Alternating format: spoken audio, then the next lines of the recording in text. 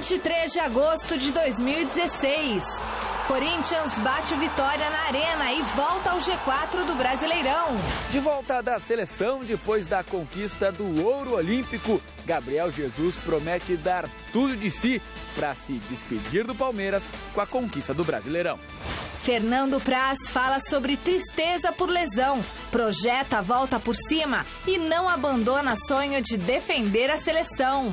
Com o tricolor em 11º lugar no Brasileirão, volante Hudson diz que Copa do Brasil é prioridade do São Paulo no segundo semestre. Santos enfrenta amanhã o Vasco da Gama pela Copa do Brasil e técnico Dorival Júnior, depois de muito tempo, terá força total.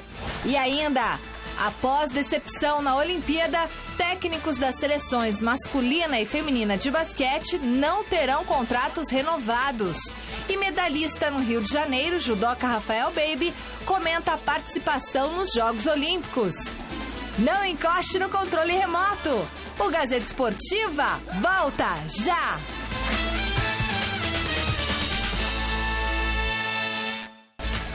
Olá, boa noite! O Gazeta Esportiva começa falando do Corinthians, que de virada venceu Vitória por 2-1 e pôs fim à série negativa de 3 jogos sem vitórias. O resultado deixa o Timão em terceiro lugar com 37 pontos, 1 atrás do segundo colocado Atlético Mineiro e 3 atrás do líder Palmeiras. Já a equipe baiana é a primeira da zona de rebaixamento com 23 pontos. Veja como foi o jogo na reportagem do Fernando Gavini. Certamente o principal motivo para o público de 20.207 torcedores, o pior da história da Arena Corinthians, foi reflexo do mau momento da equipe, cuja última vitória em casa havia acontecido há 1 mês e meio. Convocado por Tite para a seleção, Fagner foi o primeiro a tentar acabar com a desconfiança. Na tabela com Romero, assustou o goleiro Fernando Miguel. Eu cheguei e agora o mais difícil é você poder se manter, né? Então, com muita humildade, pé no chão, trabalhar firme para que possa voltar mais vezes. Não era só Fagner que estava empolgado. Disposição não faltava a todo o time. Chances para marcar também não. A bola ajeitada por Romero para Elias cabecear não entrou por um tris. Já a linda jogada de Rodriguinho parou na trave. O chute de Wendel foi tão perigoso que metade do estádio gritou gol, mas a bola bateu na rede pelo lado de fora. O gol parecia questão de tempo, mas quem fez foi o Vitória, e pelos pés de um corintiano. Iago foi tentar cortar e acabou marcando contra. Foi o que faltava para a insatisfação geral explodir e o primeiro tempo terminar em vaias. Na volta do intervalo, a alteração que a Fiel queria. O aclamado Marlone foi para o campo no lugar de Romero. E com 5 minutos, chutou de longe para fazer um golaço.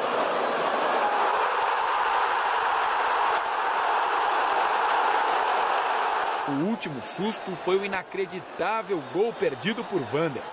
Depois disso, só deu Corinthians. Inspirado, Marlone participava de todas as principais jogadas. E no lance da virada, recebeu de Guilherme e tocou para Wendel cruzar para Marquinhos Gabriel, mandar de peito para o fundo do gol. A virada deu confiança para mais uma bela jogada. Marlone deu um rolinho e Guilherme um passe açucarado para Rodriguinho chutar para a boa defesa de Fernando Miguel. O lance levantou a Fiel e deu mais alguns pontos a Marlone, que ganhou a promessa de ser titular no próximo jogo. O jogador, quando tem a oportunidade, eles sabem disso, eles sabem como é que eu trabalho. Quando eles têm a oportunidade, eles são conscientes de que tem que aproveitar. Quem aproveita, tem sequência. O Marlone aproveitou? Aproveitou. Vai ter sequência? Vai. Mas nem tudo são flores. Não basta uma vitória para convencer a Fiel. No fim do jogo, Bruno Henrique saiu para dar lugar a Christian e a torcida reclamou. Eu, quando sou criticado, e sou bastante criticado, né, eu não reclamo, não faço de pobre coitado e nada disso, não. Por exemplo, O Bruno Henrique foi substituído. Todo mundo achou ruim. O Bruno Henrique estava com câimbra nas 2 pernas. Existe uma predisposição a ficar criticando qualquer coisa que o treinador faça. Eu não gosto muito desse tipo de conversa, não, porque fica parecendo que está fazendo queixa e reclamando. E eu não sou de fazer queixa nem de reclamar. Apesar das críticas que considera exageradas, Cristóvão Borges não desanima. Diz que está feliz e tem a seu favor bons números. Em 12 jogos no comando do Corinthians, foram 6 vitórias, 3 empates e apenas 3 derrotas. E o time que começou a rodada fora do G4, agora é o 3º colocado. Você vê, com todas essas dificuldades que a gente vem passando, nós estamos ali sem dever nada a ninguém. Então, eu estou contente, estou feliz e nós podemos muito mais. E é isso que me move. Então, por isso, eu não saio do meu foco.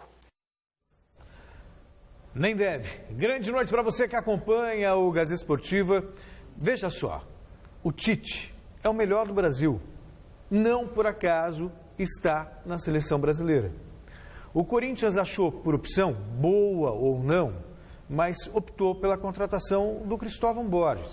Uma vez ele vestindo esse agasalho, que hoje o agasalho de campo é azul, as cores preto e branco, mas o agasalho é azul, ele vestindo esse agasalho que tem o distintivo do Corinthians, ele é Corinthians. Então, bom ou mal, tem que apoiar. E outra coisa, vamos com muita calma. O Corinthians, apesar de todos os problemas, de todos os jogadores que saíram, está em 3º lugar no campeonato, 3 pontos atrás do líder. Então, sabe, tem muito campeonato pela frente. Ficar perturbando, ficar vaiando o Cristóvão, não vai ajudar em absolutamente nada. E digo mais, vai contratar quem nessa altura do campeonato? E aí vem um técnico novo, tem que implantar um novo sistema, uma nova... Sabe, não faz o menor sentido. Então, é isso que às vezes eu questiono na torcida brasileira, de maneira geral. É o Corinthians que está ali, é o São Paulo que está ali, é o Santos que está ali, é um time que está, o time do coração que está ali. Apoiem incondicionalmente. Acabou o jogo, as coisas não foram como deveriam ser, aí você vai, aí você xinga, você reclama, mas durante o jogo aplaude, sabe? Dá apoio. Poxa vida, o Corinthians estava perdendo por 1-0 no intervalo, estava jogando melhor, gol contra do Iago. Chegou no intervalo, ele conversou, e isso alguns jogos ele conseguiu fazer isso, melhorar a performance no segundo tempo. Dessa vez fez substituições corretas, botou o Marlone, fez o gol. Quer dizer, então, sabe, um pouquinho mais de tolerância, eu acho que seria muito bem-vindo. Não estou dizendo aqui que o Cristóvão Borges é o Rinos Mitchell. Não é, mas é o técnico que o Corinthians tem.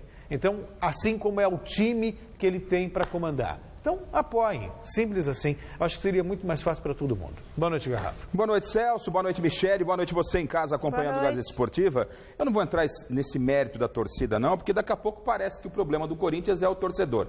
A cada entrevista coletiva, não, porque a torcida, sabe? O problema é o time. E o Cristóvão, inteligente que é, né? Um cara esclarecido que é, sabe que só os resultados é que vão acabar com esse tipo de pressão que está sendo exercida sobre ele. E ontem veio um resultado extremamente importante. O Corinthians fica a 3 pontos do líder Palmeiras. O Palmeiras tem vacilado nesse campeonato, não tem mantido a regularidade e permite que uma equipe também irregular como é a do Corinthians continue de olho na liderança da competição. Então o Cristóvão entende que, e ele é bem esclarecido para saber que só os resultados que vão lhe dar tranquilidade. Eu não vou ficar aqui, respeito a opinião do Celso, falando, daqui a pouco eu vou pedir para o torcedor entrar em campo. Entre lá e ajude o Cristóvão. O Cristóvão é muito bem remunerado, os jogadores são muito bem remunerados e o torcedor paga o ingresso. O torcedor paga o ingresso, se entende que tem que vaiar, vaia, e se tem que aplaudir, aplaude. E é natural, o torcedor, quando o time joga bem, vai aplaudir. Esse é o processo natural do futebol. Ontem, ficou claro e evidente que o Marlone tem que ser titular nesse time, não é? Tem que ser titular, pelo que apresentou. Aliás, muitos se questionavam por que o Marlone não era titular nesse time. E aí, quando ele entrou, ele mostra que é um jogador diferente desses que estão em campo. Não é? Foi fundamental ontem para a virada do Corinthians e agora é aguardar o que vem pela frente, porque daqui a pouco nós teremos informações, coletiva do presidente, porque acho que teremos mais placas, hein? Mais placas, tem gente de sair, porque no Corinthians é assim, né? Passou lá, tem gente indo embora. Então teremos mais placas, daqui a pouco, detalhes aqui no nosso Gazeta Esportiva. E aí a gente comenta mais sobre a administração do Roberto Andrade e dessa atual diretoria corintiana. Enfim, Nossa, tem gente placas. saindo, mais placas. Bom, vote na enquete que está no ar no site gazetesportiva.com. A gente quer saber o seguinte, a torcida do Coringão está exagerando nas críticas ao Cristóvão Borges? Sim ou não? Celso? Tá, eu acho que tá sim. O Corinthians perdeu 3-0 do Grêmio. Resultado ruim. Mas tem que observar que o time jogou, criou muitas oportunidades. Ontem não jogou mal contra o Vitória, sabe? Então, um pouquinho mais de paciência, eu acho que ajuda, sim. Eu discordo dessa tese que torcedor pagou ingresso, pode vaiar. Eu não acho sensato. Eu acho muito pelo contrário, eu acho nada inteligente. Eu parto do princípio que quem vai ao estádio de futebol vai para torcer para o seu time. Se quer só extravasar o estresse, paga uma terapia, paga um psicólogo que é mais interessante. Não, não é não. Eu acho que é assim. Não, mas legal é ir lá e gritar. Paga uma sessão de terapia, desabafa, fala... Quando vai lá, apoia o time. Ai, sabe? Joga com o time. Essa é a diferença do torcedor argentino do torcedor brasileiro. Incondicionalmente ele canta o tempo todo. Por isso que eu bato palmas. Ninguém sabe conjugar o verbo torcer tão bem quanto faz o argentino. E há quanto tempo o futebol argentino não ganha alguma coisa com esse apoio da torcida que você tanto fala? Vai só um outro detalhe. Yeah! Bom, eu sou contra nessa. Nessa aí eu tô com garrafa aí também. Não tem condição. Nada melhor que você ir no estádio é você xinga. Direito do torcedor. Você xinga, tá jogando bem, você grita. Vocês estão deturpando a enquete. Qual é a enquete? A enquete é se a torcida do Corinthians está exagerando nas críticas da Cristal. Acho que não. Não está exagerando. Acho que não gostou, tem que vai. Esse Corinthians é o time dos sonhos da torcida? Não é, o time não está jogando. Agora está querendo uma recuperação. A torcida do Corinthians apoia, Celso, apoia. Naquele jogo lá, Corinthians e Flamengo, final da Libertadores lá no Pacaembu, que eu fui com o João Batista assistir, o Corinthians perdeu, o Adriano fez gol, o Wagner Love fez gol, o Corinthians perdeu, mas jogou lindamente, mas perdeu. E reclamar a falta de apoio da torcida do Corinthians... Se a torcida do Corinthians está reclamando, Celso, é porque tem motivo. Se tem uma torcida que apoia, que empurra e que vai em todo canto, é a torcida do Corinthians. Por favor, deixa eu trabalhar aqui. A hora que tá tudo bonito, que lota o aeroporto quando vai pro Japão, é a melhor torcida do mundo. A hora que os caras querem vaiar, não vai é porque vai atrapalhar. Garrafa, é história, eu me lembrei do Filipão agora e da tal turma do amendoim. Quem é torcedor de verdade sabe que o melhor é apoiar o tempo todo. Tanto que no Elias, naquele episódio do Elias, os torcedores organizados até deram apoio no sentido de realmente não dá para vaiar. Não faz sentido, você mais atrapalha do que ajuda. É só uma maneira de pensar. Eu acho que é uma burrice enorme ir lá para vaiar e ficar azucrinando quem está trabalhando. Depois de ver realizado o sonho de ser convocado para a seleção brasileira, o Fernando Praz teve que conviver com as dores da lesão e de perder uma chance de ouro para fazer história com a camisa amarela. Ontem o repórter Alexandre Silvestre conversou com o ídolo palmeirense num evento na capital paulista, onde ele falou sobre a frustração de ter o sonho olímpico interrompido, mas já projetando o retorno aos gramados. Quando se machucou durante a preparação para a Olimpíada, o Fernando Praz já sabia que não daria para disputar a Rio 2016. Eu vou te ser sincero, eu já tinha a percepção que o meu braço estava quebrado já, cara. Eu não sabia, quer dizer, tinha uma percepção por causa da outra lesão, né? Mas foi como eu falei, o Alex e o Charlinho, os outros fisioterapeutas falaram: Praz, a gente vai ficar contigo aqui 24 horas se precisar. E se precisar dormir aqui na fisioterapia, a gente dorme. E foi o que eu fiz. Eu queria ter consciência tranquila de que tinha tentado tudo. Pior do que a dor no cotovelo é a dor psicológica. O mesmo destino que botou no colo do goleiro a grande oportunidade de um ouro inédito em casa. Tirou dele o privilégio de colocar a medalha dourada no peito. Não é fácil. A gente tenta lidar e tentar fazer que a cabeça entenda da melhor forma possível, né? Mas não tem como tu ver as imagens e não se imaginar lá. Se eu tivesse ainda condição de atuar pelo Palmeiras, a minha frustração seria com certeza bem menor. Fernando Praz não esconde a tristeza, nem a surpresa com as homenagens que andou recebendo dos jogadores, inclusive de clubes rivais ao Palmeiras.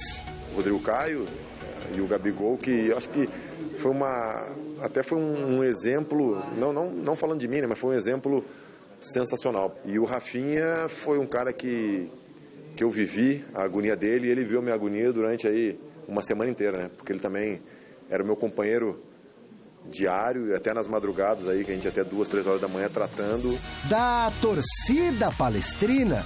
Eu recebi um vídeo hoje ainda, né, de um grupo de torcedores palmeirenses que foi sensacional. Inclusive, um dos caras é o Mauro Betti. E o carinho que eu tive nas redes sociais e principalmente no primeiro jogo que eu fui no Allianz contra o Vitória, né? Que até de forma surpreendente, antes de começar o jogo, a torcida do Palmeiras tradicionalmente grita o nome de todos os jogadores e começou gritando meu nome, né? E no intervalo também. Então, cara, isso é sem dúvida nenhuma o que te puxa lá de baixo. Praz tirou a tipóia. Tenta colocar a cabeça no lugar para focar na recuperação do cotovelo. Mais uma.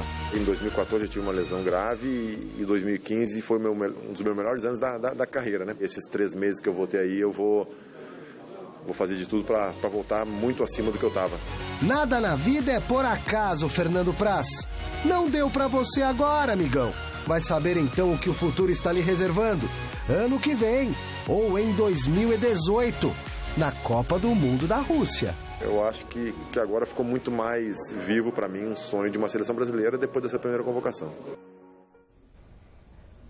Celso, é muito legal ver o Praz assim, otimista, né? Otimista a entender que foi uma fatalidade que aconteceu, num momento importante da carreira dele, mas ter esse retorno, né, da própria voz do atleta, de sentir que ele está acreditando, que é uma fase que ele encarou como deveria ser encarado, por mais duro que fosse aquele momento. É muito importante. E o Praz está aí o ano que vem, é uma ausência realmente sentida para o Palmeiras nessa caminhada rumo ao título tão esperado pela torcida palmeirense, mas o ano que vem o Praz está de volta e a gente torce para que volte ainda melhor do que saiu. E fico feliz em ver o Praz já animado, enfim, recebendo o carinho do torcedor. A torcida é isso, Celso. A torcida vai lá, o que o Praz fez, não adianta não tem que pedir para a torcida, ele não é para retomar o assunto, faça isso, faça aquilo. Torcedor é emoção, paixão. Torcedor tem uma gratidão com o Praz, vai lá pela história que o Praz está construindo e substituindo o Marcos, hein? Então o torcedor é isso, ele é envolvido pela paixão e tá aí, o retorno veio. Não adianta a gente querer moldar o torcedor, deixar o torcedor coxinha, né? O torcedor é emoção, tem que extravasar realmente, e extravasa nos momentos bons, como foi, parabéns à torcida do Palmeiras, como que fez com o Praz na partida contra o Vitória. Eu não tenho nada contra a torcida, não. Também não quero o torcedor coxinha, não. Acho que o torcedor tem que vibrar o tempo todo. Só não pode ser injusto, só essa a questão. Como a torcida do Santos foi com o Robinho, por exemplo. São situações distintas. Aqui eu critico a ação como homem. A torcida do Santos não fez nada, só vaiou o Robinho. Homem, enfim, mas então, eu discordo. O cara foi... E aplaudiu o Robinho, pô, jogando contra o Santos? Reconhece, com a torcida reconhece, está na história. Está lá no muro, lá do CT. Celso é uma pessoa muito evoluída. Eu acho... Não atingimos esse estágio ainda. A gente ainda não está nesse nível. Sabe, ele é quase divino, sabe? Assim, celestial. Não, você é muito do bem, muito bonzinho, Celso. Não é bonzinho, é só uma questão de reverenciar as pessoas que fizeram algo importante. A propósito, em relação ao Praz, o Praz é um exemplo de... Parece que, de repente, o tempo roubou o sonho de alguém. Então ele tinha lá o sonho da seleção brasileira, o tempo foi passando, sempre foi bom goleiro pelo Vasco, Palmeiras, mas parece que a seleção brasileira nunca mais. O tempo lhe roubou, esse sonho já tinha passado. De repente vai uma convocação para a seleção olímpica e ele se machuca.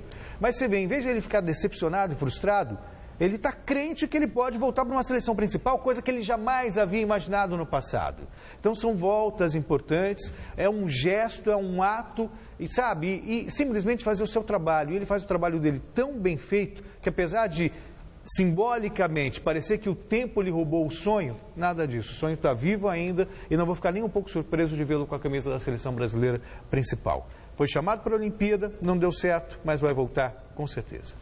Muito bom, Celso. Estou com você nessa. E um dos esportes que era esperança de medalhas para o Brasil nos Jogos Olímpicos era o judô. O resultado ficou abaixo dos 4 pódios conquistados em Londres, mas nem por isso as conquistas deixaram de ser festejadas. Na categoria acima dos 100 quilos, o Rafael Baby só parou diante de um francês quase imbatível e chegou à 2ª medalha olímpica na carreira. A repórter Marina Paniza conversou com ele e fez um balanço da participação do Rafael e dos judocas brasileiros na Rio 2016.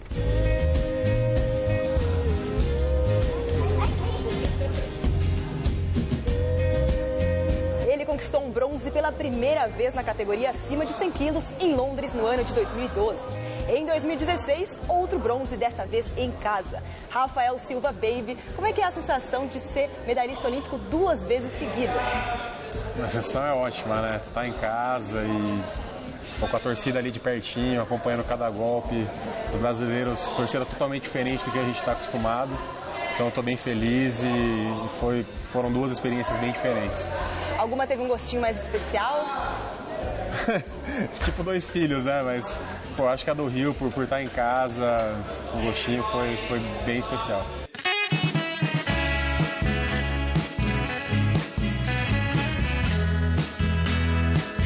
Ano passado você teve uma lesão séria que quase tirou sua vaga nos Jogos Olímpicos. Você achou em algum momento que não ia dar? A primeira competição que eu fiz ali em Cuba, eu falei, pô, vai ser difícil voltar, tô passando mal lutando aqui, mas foi melhorando gradativamente, fui ganhando confiança, voltei a medalhar e ainda bem que deu tudo certo aí no final do trabalho com a medalha de bronze. O que passou na sua cabeça quando você viu que você tinha que enfrentar Teddy Riner nas quartas de final?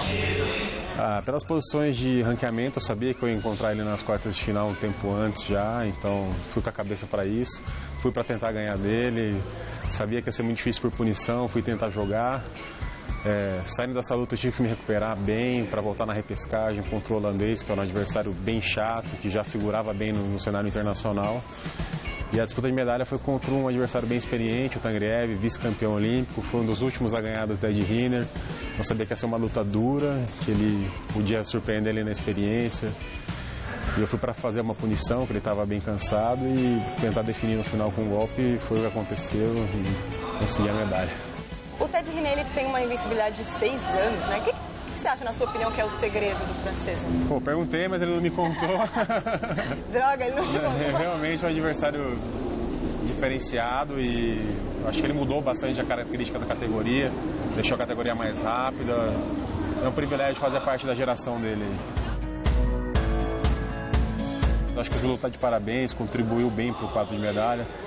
Tivemos a Rafa aí, campeão olímpico em casa, pô, lavou a alma, então acho que o judô foi bem e tem tudo para representar muito bem também em 2020. Querendo ou não, frutos virão desse ciclo que a gente teve em 2016 de investimento. É preciso que continue e eu acho que o Brasil tem tudo para melhorar ainda mais o quadro de medalha em Tóquio. O que você acha que a sua medalha representa para a divulgação? Representa bastante. Assim como eu comecei em judô tendo uma referência, cheguei aqui no clube tendo o Thiago Camilo, o Leandro como espelhos, eu acho que eu virei uma referência e quero inspirar os gordinhos aí a começar a treinar e ir em busca das medalhas. Eu acho que o esporte só tem a contribuir para a saúde e também é uma ferramenta importantíssima para a evolução pessoal.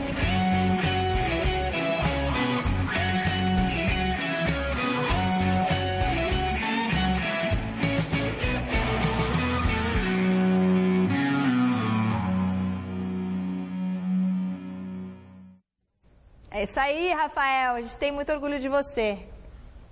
Hein, Celso? O que tem? Não, eu fiquei pensando no Celso Cardoso do lado do Rafael Baby. Não. A Marina é alta. E ele falou, olha o tamanho do Rafael perto da Marina. Eu falei, e perto de você? O Celso é grande, gente, também, imagina.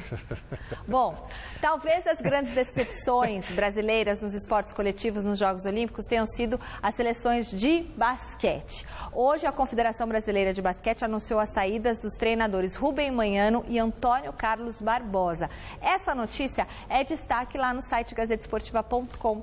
Os contratos dos 2 técnicos com a entidade vão até o próximo dia 31 de agosto, mas não serão renovados. O argentino Rubem Manhano, do time masculino, e Antônio Carlos Barbosa, da equipe feminina, não conseguiram passar da primeira fase nos Jogos do Rio. Enquanto o time de Manhano, mesmo recheado de estrelas da NBA, venceu apenas 2 partidas das 5 disputadas, as comandadas de Barbosa foram derrotadas nos 5 jogos que fizeram.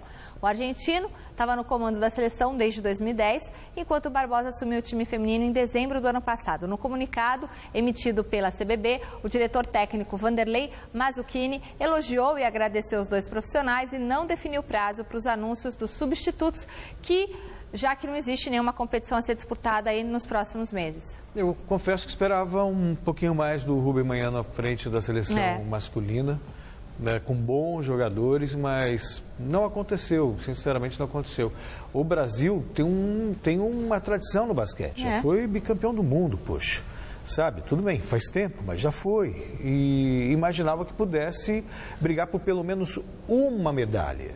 Pelo menos uma medalha, sabe? Quer dizer, uma medalha, só ia ganhar uma medalha mesmo. Mas que não fosse ouro, que fosse prata, que fosse bronze. Pelo menos uma medalhinha de bronze, que o Brasil pudesse brigar. Mas não aconteceu, uma pena. O problema é que o mais fácil é mandar o técnico embora, como acontece no futebol. O problema do basquete vai além do comando técnico ali na quadra. É um problema diretivo, é um problema de estrutura, é um problema de base, é um problema de calendário, né? São problemas profundos que todos nós já conhecemos e que se a gente fosse falar quais são os problemas do basquete, ficaríamos a semana inteira toda aqui para discutirmos e aí fica muito cômodo. Você tira o técnico e o dirigente continua sentado lá no seu gabinete e daqui a pouquinho, quando ele bem entender, anuncia o nome dos novos treinadores. O treinador, assim como no futebol, né, é escudo. Né? Você fala do treinador e não fala da gestão. Você fala isso, inclusive, porque você foi mandado embora do time da Gazeta, né? Não, estão me querendo de volta. Mas o técnico é o Garrafa. O Garrafa vai jogar. Eu não sei o que está acontecendo lá. A coisa está complicada lá no time. Lá está feio o negócio, viu? Isso aí, se o basquete dá uma semana de programa, o nosso time dá um mês. Após as Olimpíadas, o Rio de Janeiro fica com importantes legados na mobilidade e na infraestrutura esportiva, mas a Rio 2016 também deixa para trás algumas marcas dolorosas.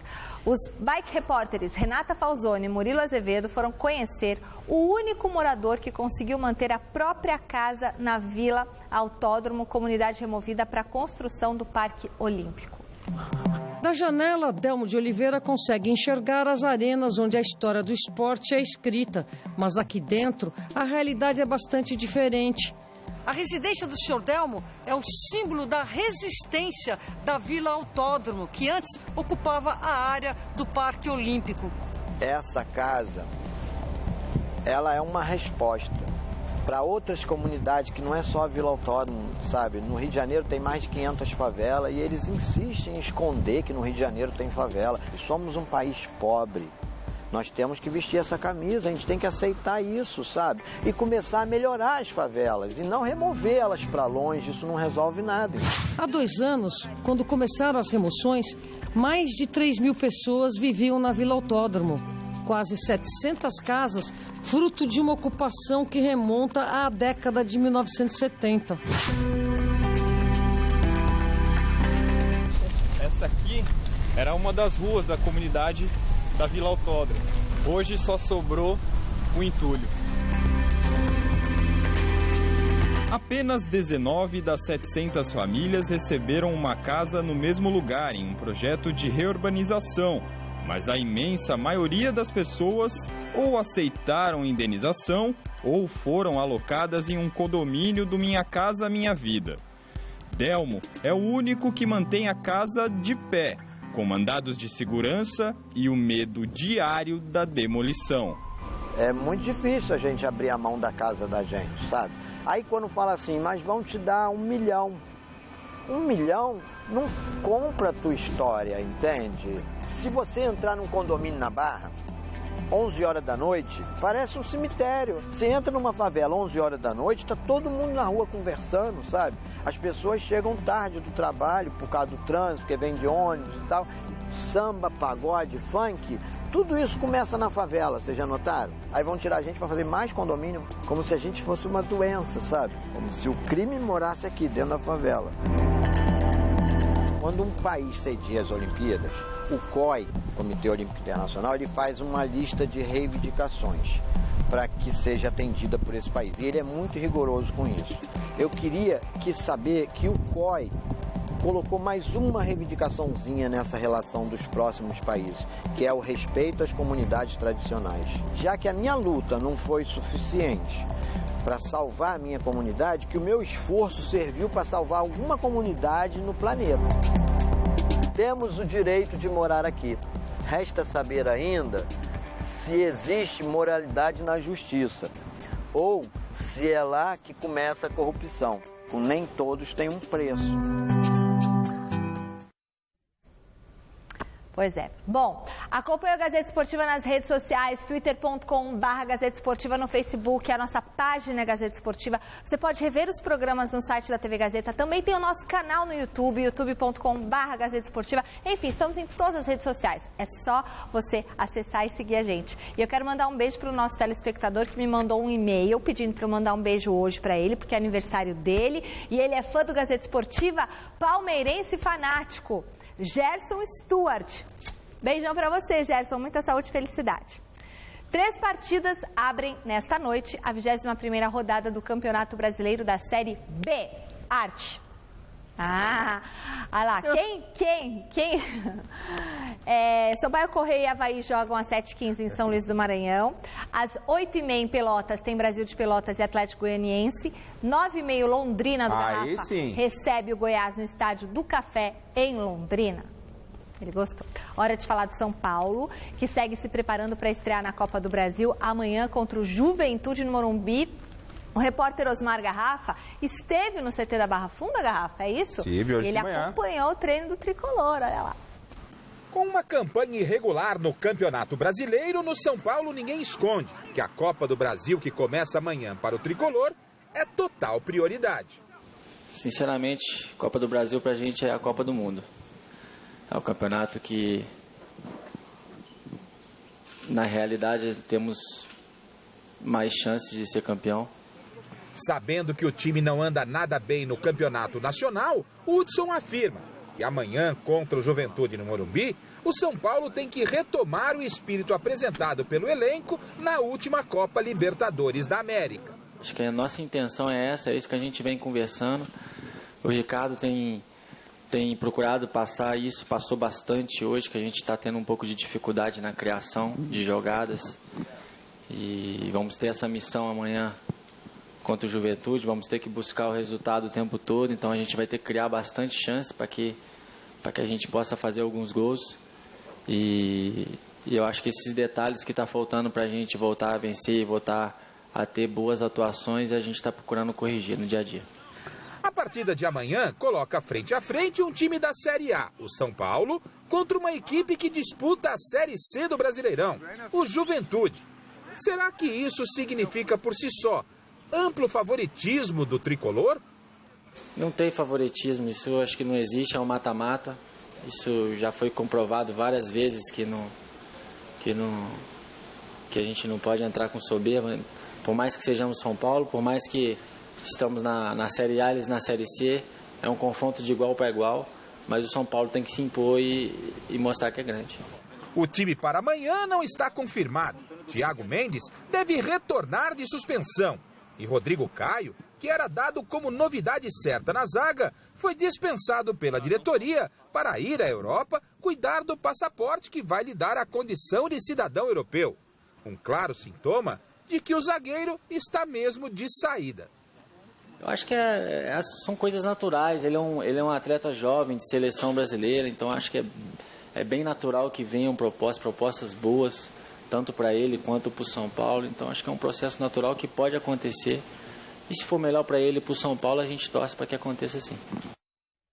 Vai ser melhor para ele, vai ser melhor para o São Paulo. Acho que é um caminho sem volta. Não tem como segurar o Rodrigo Caio. Celso, ontem na representação do Rodrigo Caio, todo mundo dava como certa a participação dele na partida de amanhã. Mas hoje, na abertura do CT, porque a primeira parte do treinamento foi fechada, surgiu aí, causou surpresa o fato do Rodrigo Caio já não estar liberado para acertar a documentação, o seu passaporte, e o Sevilha é a prioridade, o Milan corre por fora. Hoje, lá no São Paulo, apurei algumas informações que, não sei, eu acredito que vão agradar a torcida são paulina. A primeira delas é de que o Ricardo Gomes, no próximo ano, deve receber um auxiliar técnico de peso e de agrado da torcida, né? Isso não é confirmado pela diretoria, não foi feito nenhum tipo de convite, mas há uma tendência de que o Rogério Ceni possa integrar a comissão técnica do São Paulo. Todo mundo sabe que o Ricardo Gomes ele tem algumas limitações. Por exemplo, o Ricardo Gomes ele não comanda treinamento no centro do gramado, ele fica à margem, na lateral do campo, né? E a diretoria não quer que o Pintado fique exercendo essa função de campo. O Pintado é uma função de relacionamento, diretoria, comissão técnica e jogadores. Então, a ideia do Leco é que, até porque o ano que vem teremos eleição, que ele traga o Rogério Ceni, que tem uma ótima relação com o Ricardo Gomes, que se faça um convite ao Rogério Ceni e o Rogério Ceni venha a ser o auxiliar técnico do São Paulo e do Ricardo Gomes na próxima temporada. É aguardar e conferir. E amanhã contra o Juventude, Celso, com todo respeito, o Hudson obviamente tratou com muito respeito o Juventude. O São Paulo é Série A, Juventude Série C. O São Paulo é amplamente favorito e tem a obrigação de seguir na Copa do Brasil. Mas eu entendo o que ele falou. Se a gente voltar 10 anos atrás, Paulista de Jundiaí foi campeão da Copa do Brasil. Criciúma, Santo André. O Santo André foi campeão. Quer dizer, pode acontecer. Palmeiras do Luxemburgo foi eliminado pelo Asa de Arapiraca. O imponderável é permitido no futebol, mas se o São Paulo é favorito e tem a obrigação de tirar o Juventude do caminho, tem, né? Depende muito de como chega o Juventude. De repente arma ali aquela famosa retranca, tal, das 2 linhas de 4, diminui o espaço, a coisa não acontece. Enfim, mas claro, concordo com você. O São Paulo é favorito, mas não adianta ficar com salto como está o da Michele, lá em cima. Não adianta. O Palmeiras só joga pela Copa do Brasil na semana que vem e só se reapresentou hoje pela manhã, depois do empate no final de semana pelo Campeonato Brasileiro. E o personagem da entrevista coletiva foi o garoto dourado do Verdão, Gabriel Jesus. Veja com o Fernando Gavini. Foram 32 dias com a seleção brasileira na Olimpíada. Gabriel Jesus conviveu com a pressão que é jogar com a amarelinha. Viveu o momento de críticas, soube junto com o grupo passar por cima delas e sentiu a emoção que é ser campeão representando o país. Apesar de tantas novas experiências, o atacante garante que não volta ao Palmeiras muito diferente daquele que saiu. Eu só volto com a medalha de ouro, cara. É a única diferença, a experiência de lá do Palmeiras, eu volto a mesma pessoa, mesmo comprometimento, vai voltar o mesmo moleque de sempre, brincalhão, é tudo. Então, acho que só mudou isso. Lógico que se trata de seleção, mas eu volto a mesma coisa, do mesmo jeito que eu saí. No período em que disputou a Olimpíada, Gabriel Jesus acertou seu futuro. Foi negociado com o Manchester City, mas só vai para a Inglaterra no começo do ano que vem. Até lá, continuará no Palmeiras. Mas na seleção, teve a chance de conviver com quem joga lá fora e tratou de sair em defesa de Neymar. Muito injustas. Às vezes as pessoas falam sem saber, não estão no dia a dia. Não só dentro de campo no treinamento, mas sim no dia a dia. O Neymar mostrou pra gente, eu que não conhecia ele, mostrou a pessoa que ele é, uma pessoa muito bacana, muito humilde e merecedora do que vem acontecendo na vida dele, porque ele trabalha muito e é um líder, sim. Muitas pessoas falam que ele não tem que ser capitão, mas ele é um líder. Gabriel Jesus fez questão também de colocar um ponto final na polêmica sobre a premiação pela medalha de ouro e garantiu ser mentirosa a informação de que cada jogador ganhou R$500 mil pelo título olímpico. Eu desconheço essa premiação. Acho que às vezes as pessoas falam uma coisa que não é verdade. Assim como saiu antes da conquista uma premiação que é mentira, até porque essa premiação não é verdade, não foi essa premiação, foi menos. Quem ganhou o ouro também ganhou igual a gente, é a mesma medalha, é a mesma importância. De volta ao Palmeiras, Gabriel Jesus garante que sua cabeça está voltada apenas para o clube. Ele ficou de fora de 6 partidas por causa da Olimpíada. E apesar da manutenção da liderança, o desempenho do Palmeiras caiu. Com camisa 33 em campo, o aproveitamento é de quase 74%. Sem ele, cai para 43%. Por isso, a torcida do Verdão pode se animar, porque Gabriel Jesus promete não tirar o pé, mesmo tendo sido negociado com o Manchester City. Independente de qualquer situação, eu sempre vou me doar ao máximo. Ali no treino eu já estava dividindo forte. Comigo não tem essa. Eu sempre vou dividir, dar carrinho. Se tiver que dar carrinho, eu vou dar carrinho. Meu comprometimento sempre vai ser o mesmo. Então, em questão a isso, sossegado, porque eu sempre vou me doar ao máximo e jogar com amor ao clube. Gabriel Jesus tem consciência de que muito do que conquistou no futebol ele deve ao Palmeiras. Por isso, o desejo é se despedir dando ao clube o título do Campeonato Brasileiro, que o Verdão não ganha há 22 anos, 3 antes do garoto nascer. Quero só pensar no meu presente. Não só eu, mas todo mundo todos os meus companheiros, todo mundo da comissão, dirigentes todos, que é palmeirense, querem o campeonato, não só nós jogadores. A gente, não é à toa que a gente está brigando para conquistar e com certeza ganhando o título pelo Palmeiras, acho que vai ser a melhor despedida que eu possa ter. Não vejo muita... Claro que isso é muito comum no Brasil, você sempre desconfiar da boa-fé das pessoas. Ou o time rival vai entregar para o outro para não favorecer um terceiro, ou o jogador já assinou contrato com um clube do exterior, não vai botar o pé na bola com medo ou porque vai ganhar milhões. A situação do Gabriel Jesus não é muito diferente de um jogador que foi negociado e emprestado para outro clube.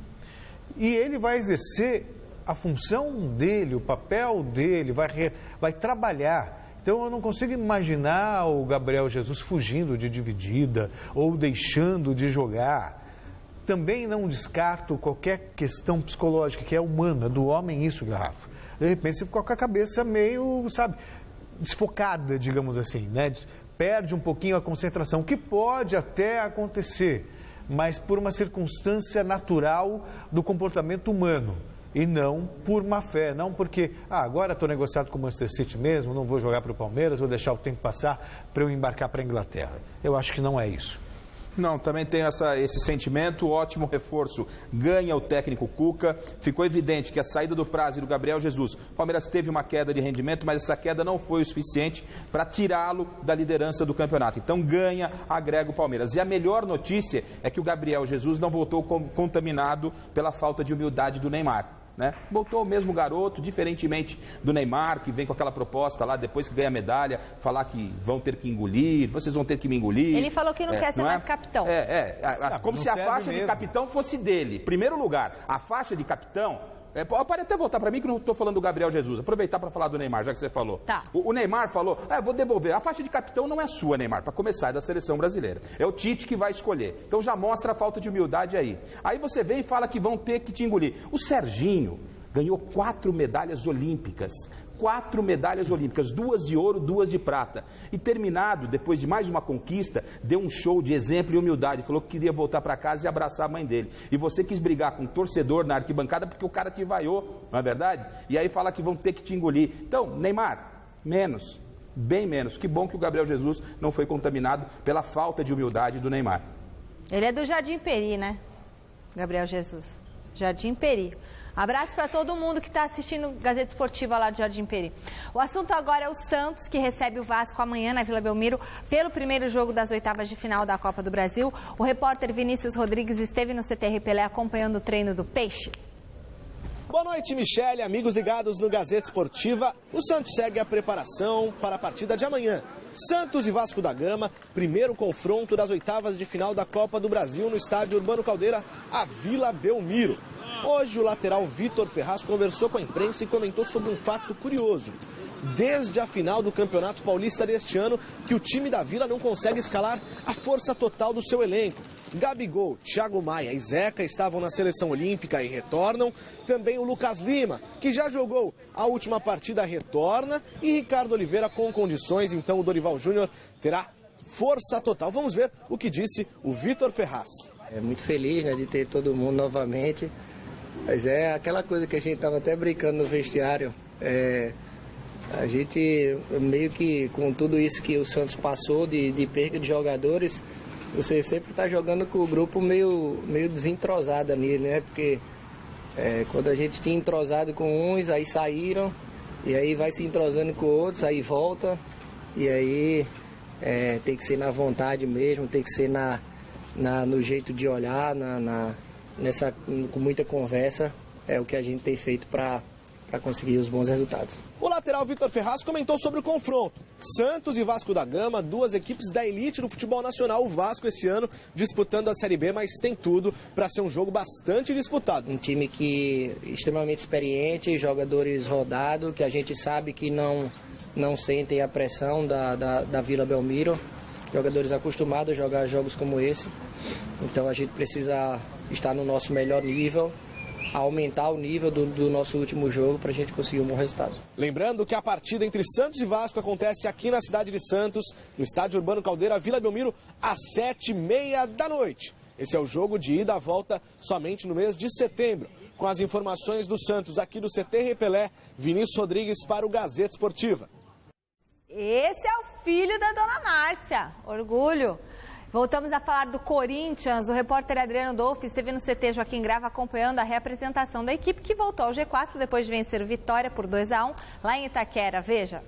Em entrevista coletiva ocorrida agora há pouco aqui no CT Joaquim Grava, o presidente do clube, Roberto de Andrade, confirmou que 3 jogadores estão muito próximos de deixar o Corinthians. Primeiro, o atacante Luciano, que está se acertando com o Leganes da Espanha, clube recém-promovido à Liga Espanhola. Outro jogador bastante criticado pela torcida é o atacante André, que está se acertando com o Sporting de Portugal. O terceiro, Bruno Henrique, volante que tem contrato apenas até dezembro com o Corinthians e o clube tem o percentual de 25% dos direitos federativos. Bruno Henrique pode estar partindo para o futebol italiano, para o Palermo. Roberto de Andrade comentou a saída desses 3 jogadores. O Luciano, ele foi emprestado até o fim de 17 de dezembro do ano que vem por um clube espanhol.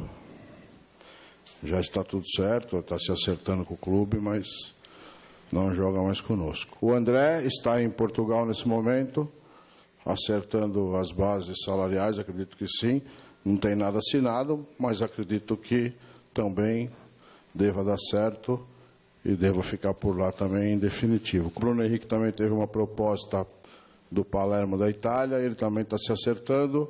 O Corinthians, no caso do Bruno Henrique, os direitos federativos e econômicos, o Corinthians tem só um percentual pequeno dele, ele é emprestado do Coimbra para o Corinthians, então quem está tratando de toda a negociação é o Coimbra, não é o Corinthians, e o contrato dele também se encerraria em dezembro. Ele também, se tudo der certo com o time lá que ele está conversando, também deve deixar o clube. Em contrapartida, o Corinthians deve trazer 2 jogadores para suprir essas ausências. O primeiro, o volante Jean, 21 anos, que está defendendo o Paraná Clube na disputa da Série B, e outro jogador que está na Série B, o atacante Gustavo, que defende o Criciúma. Por essa negociação, o Corinthians deve pagar um valor que gira entre 3 e 5 milhões de reais por 35% dos direitos econômicos do jogador. Na realidade, a gente também está conversando com o Criciúma. Posso dizer que está bem adiantado. Acredito que nos próximos dias aí a gente deva acertar a contratação do Gustavo como centroavante. Continuamos observando os jogadores. O caso do Jean é um deles que vinha sendo observado já há 3 a 4 meses. Tem outros jogadores em pauta que podem chegar ainda até o dia 15 ou podem estar chegando para dezembro, para janeiro. O presidente confirmou a dificuldade que o Corinthians vive para encontrar reforços, sobre também todo o problema no desmanche que o clube sofreu no ano, mas mesmo assim elogiou bastante o trabalho do técnico Cristóvão Borges, que colocou o Corinthians nesse momento na 3ª posição do Campeonato Brasileiro. Do CT Joaquim Grava, Adriano Dolfi, para a TV Gazeta. Garrafa, veja só, perdeu o Luciano, perdeu o André, está perdendo o André, né? Bruno Henrique. E aí o Corinthians está observando o mercado? Observando o quê? Não é o Gustavo aí da Série B do Campeonato Brasileiro? Aí é muito simples depois você responsabilizar, né, o Cristóvão. Porque o Cristóvão não é bom técnico, que ele não mexe direito, que não sei o que lá. O Gustavo pode chegar e ser artilheiro do campeonato. Não é essa a questão.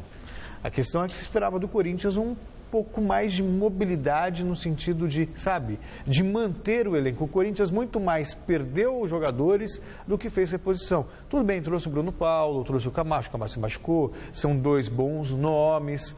Mas para quem está pensando em brigar pelo título do campeonato, me parece muito pouco. Ô Celso, eu acompanhei parte dessa entrevista que o Adriano Dolfi trouxe, apenas alguns trechos, né, em função do nosso tempo, e o presidente fala de responsabilidade, isso é muito importante no aspecto de não gastar mais, né, gastar mais do que se arrecada. Ok, se respeita isso. Mas o diretor de futebol, os homens que fazem o futebol, também tem que saber como aplicar esse dinheiro do Corinthians e como planejar o departamento de futebol. Você não pode, no meio da competição, começar a perder vários atletas, vários jogadores. O Corinthians esse ano já perdeu 13 jogadores, técnico, preparador físico, fisioterapeuta, 2 profissionais do Cifute, não é verdade? E aí, o Corinthians perde o Bruno Henrique, que acho que jogou de graça praticamente no Corinthians. Você se refere ao Bruno Mazziotti? Bruno Mazziotti. Jogou praticamente de graça o Bruno Henrique no Corinthians, não é? Porque o Corinthians tem um pequeno percentual. Então, que é vitrine, tem que ter planejamento. E aí você traz um centroavante da Série B, o Gustavo, né? Um dos principais artilheiros da Série B. Tudo bem, ele chega aí, mas ele tem que chegar e jogar. E aí você traz o Jean do Paraná Clube, de 20 anos, volante. Espera um pouquinho. Como é que chama o jogador que está na Ponte Preta?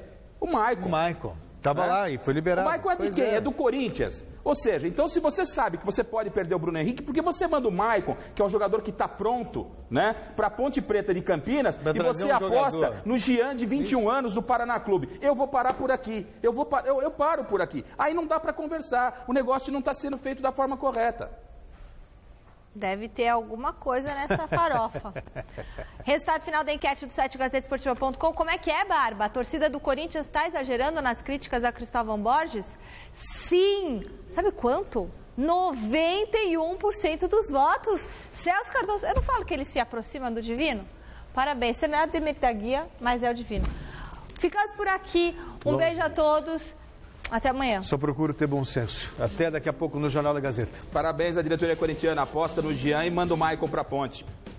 Sensacional. Até amanhã.